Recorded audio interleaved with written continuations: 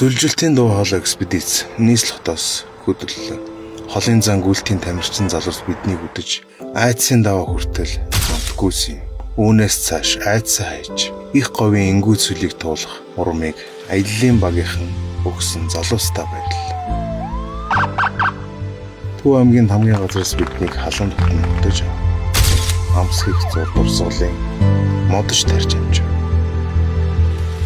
Төв Азийн их цөлүүдээр 3 сар аялаад ирэхэд мод минь ургасан байх болтугай.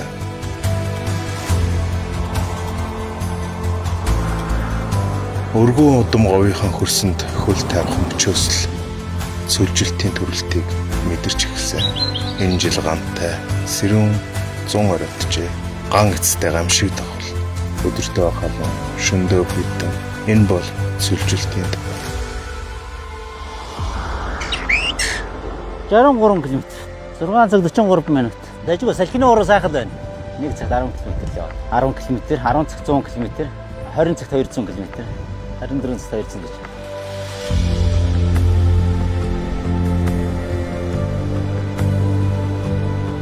Дундгой аймгийн олон нийт биднийг дэмжин хөтж авч тэд өөрийн ухамсар хүсэл зорилгоор сүлжилтийн эсрэг хамтдаа байгаагаа илэрхийлж сайн дураараа олцож дэмжиж байгаа юм. Бидний зорилго бол Төв Азийн цөлүүдээр аялж сүлжилтийн нөхцөл байдал түүнтэй хэрхэн тэмцэж байгааг газар дээр нь үзэж ирээдүйн сүлжилтийн эсрэг тэмцэх бүс нутгийн орнуудын болон дэлхийн дахины анхаарлыг хандуулна.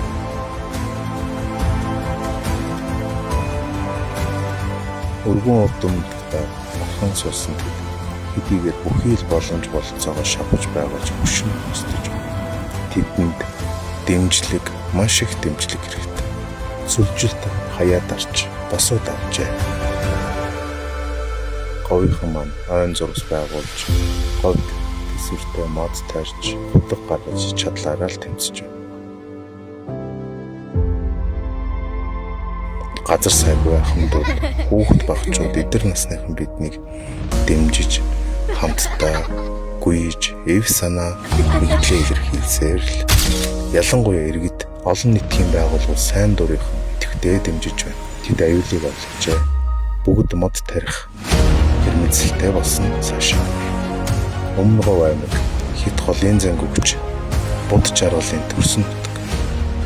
Төрлөх нутх нь сүлжилттэй шургуу тэмцэж саад бэрхшээлийг нугуулж өгшилж байна.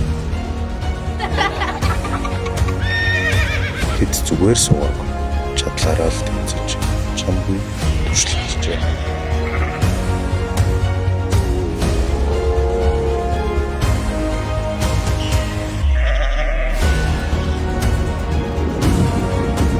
Бид төрлөх нутгасаа жилд авч Төв Азийн их цөлүүдийг тулна.